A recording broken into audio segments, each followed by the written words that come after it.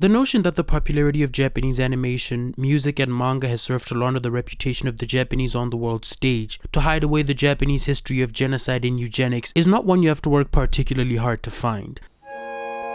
It's all over the internet and has been for a hot minute, even coming out of the mouths of otherwise reasonable people. Which, like, off rip, the idea that this media is propagandistic because the people who made it don't deserve to be viewed favorably is, plainly speaking, racist. It's xenophobic fear-mongering done by people who feel threatened for reasons that I can't possibly empathize with. Remember X-Play? Do you need me to remind you? Genji's story is based on the Genji period of Japanese history. We're not exactly sure how, but can you really blame us? Because who knows anything about Japanese history? There were some samurai, they periodically killed themselves, a rat learned judo, and they invented a religion that sanctifies small trees and bad guys wrestling. Then we nuked them. That's what they turned into a real country. The Japanese government doesn't need the anime committees, J-pop studios, or Nintendo to launder their 80-year-long love affair with racial supremacy. The United States already did that. They did that in the 50s, man. If you want to watch a country launder its reputation through art and commerce, you need not look any further than the good old US of A. Here to fight for truth and justice.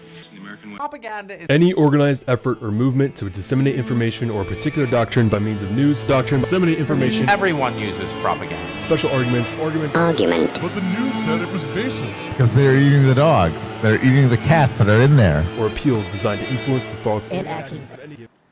Who the fuck is petrol and coffee? Norman Rockwell, high-key, might be one of my favorite artists. From a pure craft standpoint, there's a workmanlike quality to his work that draws me in every time I look at it. His neurotic and precise brushstrokes and encyclopedic knowledge of anatomy, his deep understanding of realism and cartooning, and the way he would mix these two styles made for some of the most dynamic posters I think I've ever seen. Part of this is due to his choice of model and making sure they had a very emotive face, but translating that onto the canvas is a skill very few can do on this level. Him being inspired by J.C. Leyendecker makes a lot of sense. Like Leyendecker, he's a master salesman, but where Leyendecker's art was made beautiful by its classy homoeroticism and just mouth-wateringly confident strokes, Rockwell made nothing but aw shucks Forrest Gump-esque idealized images, and that's where his genius shone through. J.C. Leyendecker was the better artist by a mile, but Rockwell was the better advertiser. His art feels nostalgic and warm in the same way that the Stalin-era socialist realism was. Even though not every painting Rockwell did was for a literal advertisement, they were all, philosophically speaking, ads. The manner in which they were so pleasing to look at, to ingest and masticate mentally with as little effort as possible, is admirable, and it is a standard that I aspire to this day as a professional in the same field. There's one thing that stops me from fully enjoying his work though, and that is the fact that I am not American. Let me ask you something. Do you believe that your dreams are your own?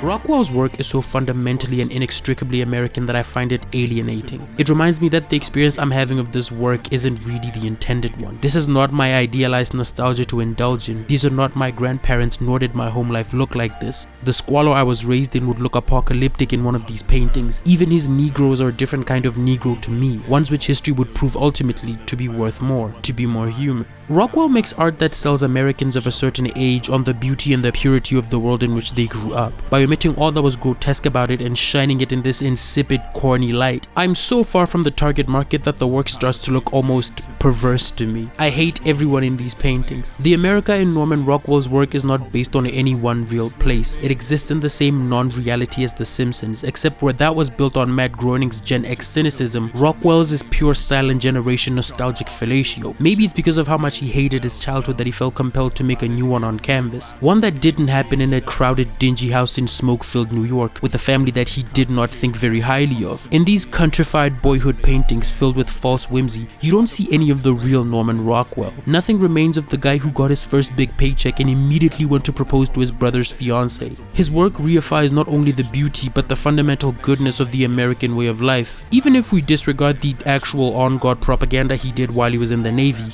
every painting he's ever done as a working illustrator, regardless of subject matter or client, was ultimately propaganda. Norman Rockwell, much like Dmitry Shostakovich, Zhou Lingzhou, and Jackson Pollock, made art because I like JPEGs for the resolution, the color, the size of them, everything about JPEGs I like.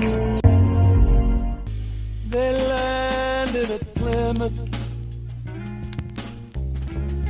with a smile on the face. The relationship between art and the state is as old as the state itself. Even back when slaughtering the children of your enemies and taking their wives was seen as noble, people still needed to feel like the good guys. They needed to feel like they were paragons of an unassailable moral power, and the artists played a crucial part in that fantasy. The point isn't only the internal worlds of the men with bloody hands, but their perception by the children of the men whose blood they spilled. Through culture, the dominators legitimize themselves and make it feel like not only was the murder and subjugation of their inferiors inevitable, it was right. It was the will of God. This was true for the Brits, the Ottomans, the Romans, every empire for time immemorial, up to and including the modern ones. The shape has changed, yes, but the skeleton of the thing remains as it always has. In the same way that the Egyptians portrayed Jesus as a donkey god in their pantheon and the Romans made jabs at the Christians for worshipping a corpse, the Soviets portrayed the Americans as moneyed savages, and the Americans portrayed the Soviets as basically emissaries of Satan. Everything is everything. What was, is, and shall be forever. It was in the aftermath of the Second World War that the shape of the thing changed in ways we're still dealing with today. I fucking love the Cold War, man. It's fascinating to read about. To the average person, it's a time of proxy war between world superpowers, the consequences of which we're yet to fully grasp as a species. But to anybody unfortunate enough to not be in the First World, there was nothing cold about that war. It was a time of destruction, but not only in the physical sense. It was a war on men's souls, especially in the 10 years following Hitler's death. Nobody escaped clean at the end of it. No one was left with the delusion of heroism. Anybody who insinuates otherwise is either fighting late-stage dementia or is a dyed-in-the-wool psychopath. That could have happened except in America. And I'm glad the CIA was immoral.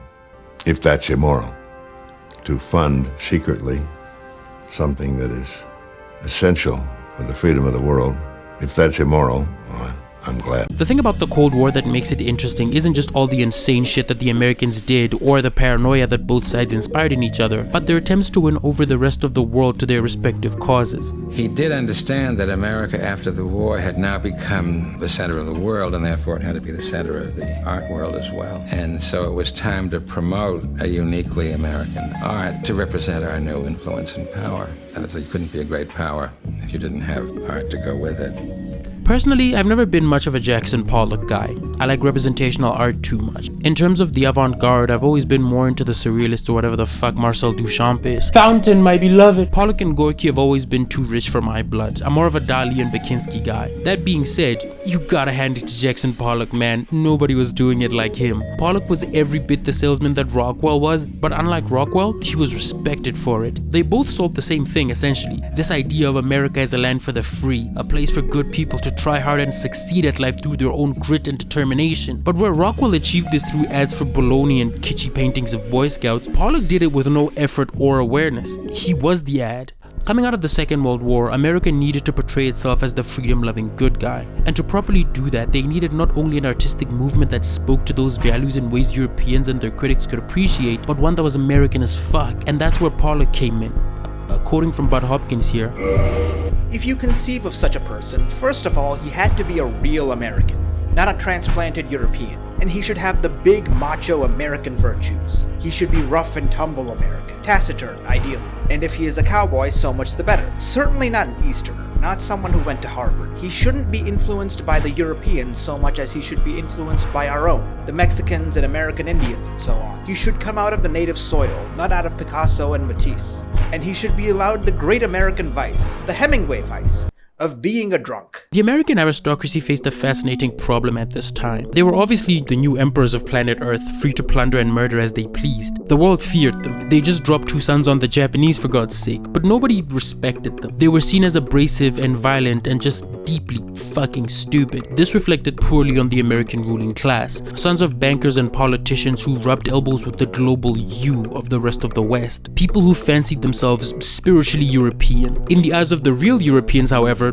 rich is all they were. All these other guys had histories much older and much more interesting than theirs, and their art was much more storied and complex as a result. In their eyes, all America could produce that wasn't advertisements and movies for the braying masses was less intelligent imitations of European art. America was the place you escaped from in order to become a serious artist. The solution to this problem, if you can believe it, was good old Uncle Joe Stalin.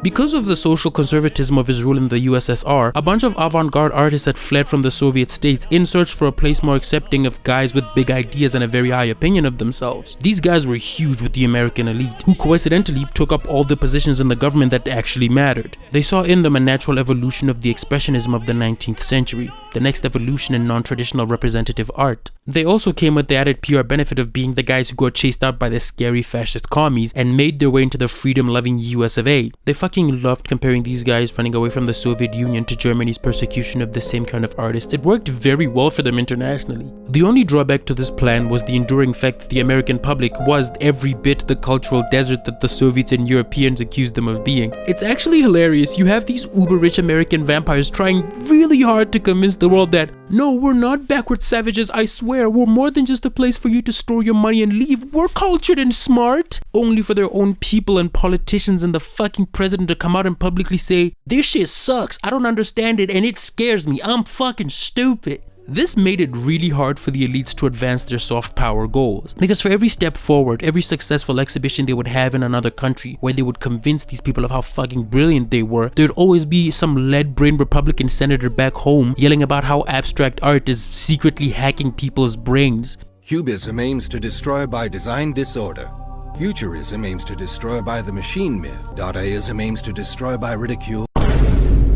It made it very difficult for the government to sponsor this effort out in the open, which brings us to the part of this story you've probably already heard. That's right, baby, we're gonna talk about the CIA's involvement with modern art. The idea that the CIA created modern art for some idiot's version of the Illuminati-ass reason is one that I've been hearing since before I could even speak English. And the thing that makes it so frustrating is that it's kind of half true. From the moment the Axis fell, the vibes between the commies and the Yanks changed almost immediately. Cultural competition was already fierce even before the rubble in Berlin stopped smoking. In the years following World War II, while German civilians were selling holes for a loaf of bread or a pack of cigarettes, while all of Europe was facing apocalyptic poverty following the world's biggest conflict. Biggest yet, it can always get worse. The Soviets and Americans had erected lavishly furnished culture centers, convincing the decimated Germans of the benefits of their particular brand of politics, and it's easy to imagine how terrified the Americans were at this point.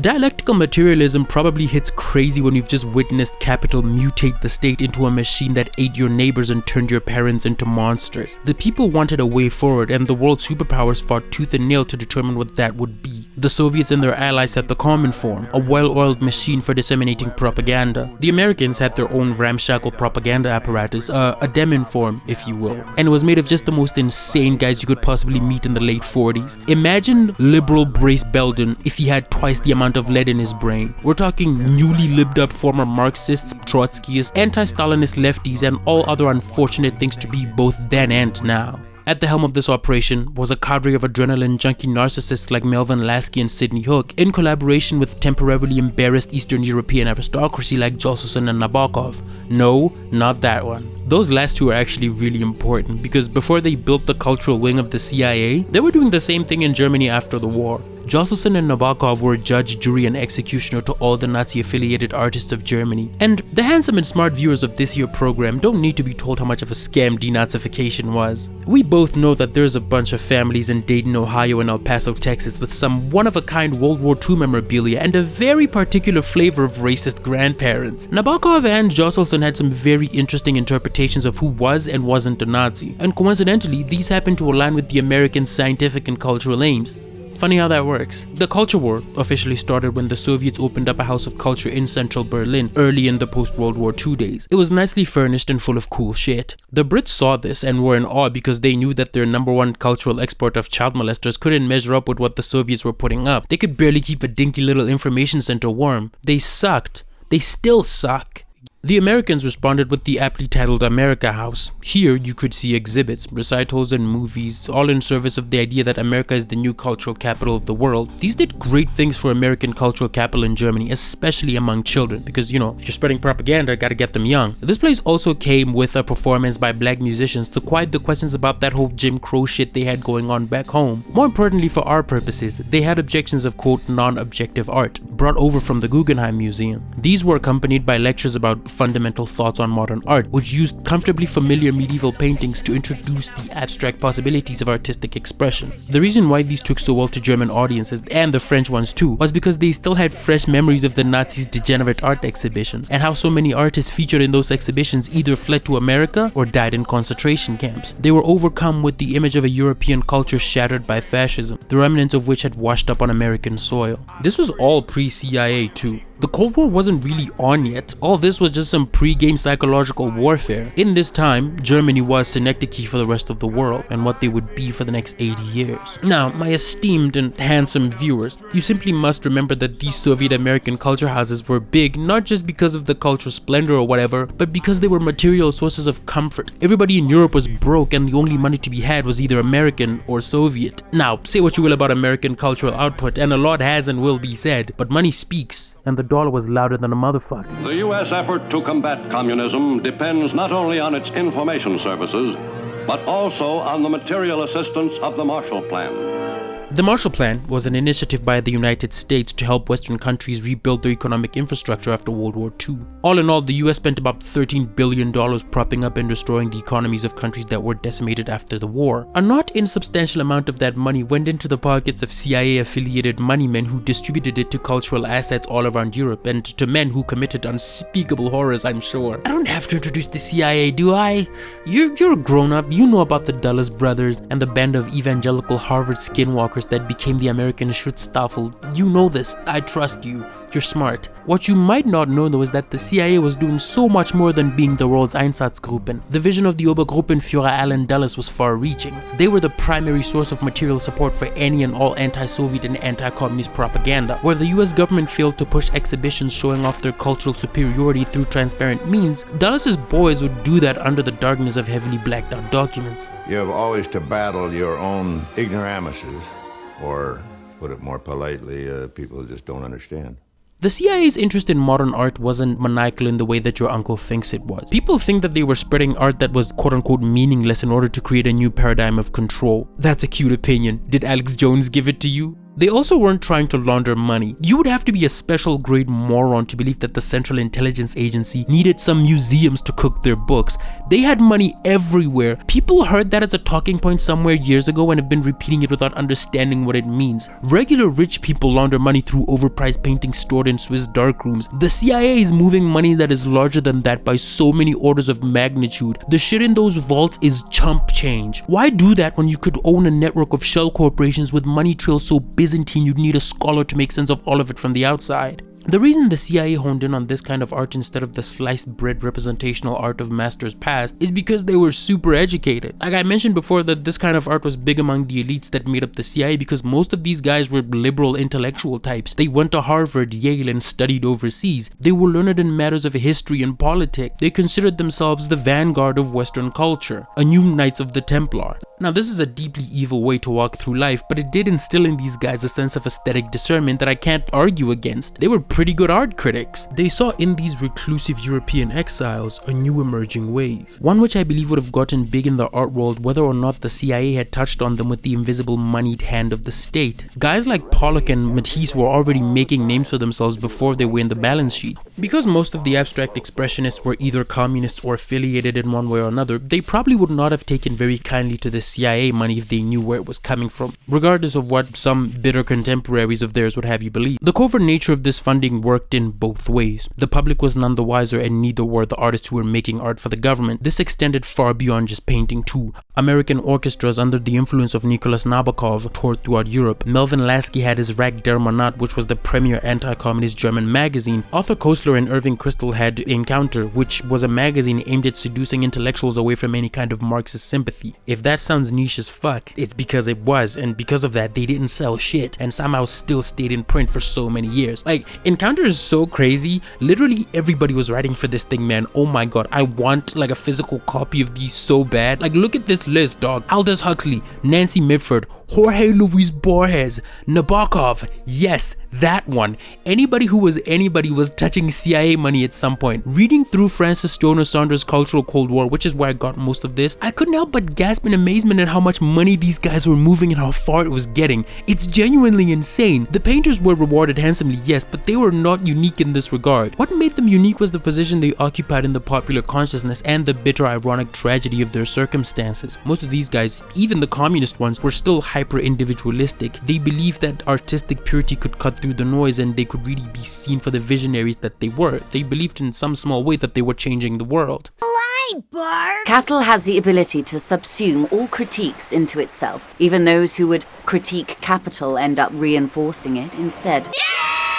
But being an animal of capital is not a satisfying thing to be as an artist. Only the most cynical and godless hacks could survive this. Most people want more for themselves no matter how hopeless that goal may be. Take Frederick Remington for example. Despite being one of the foundational myth makers of the Wild West and the cowboy, he also felt the way about the commercial nature of his art. So much so that at the end of his career, he started loosening his brushstrokes to give his work more of a modernist feel. There was always a pervasive inferiority complex among illustrators in regards to the quote-unquote realness of their art, especially during Rockwell's time. Most of these guys were trained on the premise that they would be providing covers for Dickens novels or master reproductions, only for them to end up making adverts for meat products or legal cocaine to calm your wife down so she doesn't kill herself and the kids. Rockwell had never referred to himself as an artist. He called himself an illustrator, and that distinction itself speaks 1,000 words, I feel. He came of age as an artist in a pivotal era of world history. It was the birth of consumer culture as we now know it. Evolutions in industrial output and advances in printing technology had Voltron together to create this new culture for the masses, and the illustrators were in place to decide how it looked. This culture was seen as base and vulgar by the upper classes and Europeans who'd had centuries of history under them as they slid into this brave new world. This is where the fierce need to guard culture against the Philistines started. This that shit Clement Greenberg was writing about in the avant-garde and kitsch. The American need for themselves to create a new European culture is what led them to championing the modernists as the height of art in the 20th century. The communists were the big bad excuse they needed to funnel money into it. The real war was one of American cultural and economic supremacy, but in that there was also the war for what that supremacy would look like, what culture would look like, and it's one that they ultimately lost. I think very often about how most of the anti-communist crusaders after the fall of the Soviet Union became mouth-breathing right-wing reactionaries. With the communists gone, they started to see them everywhere. In the black guy trying not to get shot by the police, or the Mexican working himself to death trying to feed a starving family. The cultural Cold War's only real victor was the Philistines. You can see this in the leaps and bounds that advertising would make, and the rise of Andy Warhol, and the precipitous fall of the modernists. Warhol is America shaking off its pretensions of any kind of cultural sophistication and reveling in the blunt, insurmountable power of the dollar and its ability to shape the world. It's everything those proto-advertisers in the early 90s could have possibly wanted. It's base and ironic and funny, but at the end of the day, it's still an advert for Heinz black bean soup that has been seen by millions of people in an environment where there isn't an ad for a competing product to dilute it. And a testament to the power of the entities that have colonized and rule us and will do so until something shakes. Hopefully soon. It's all very grim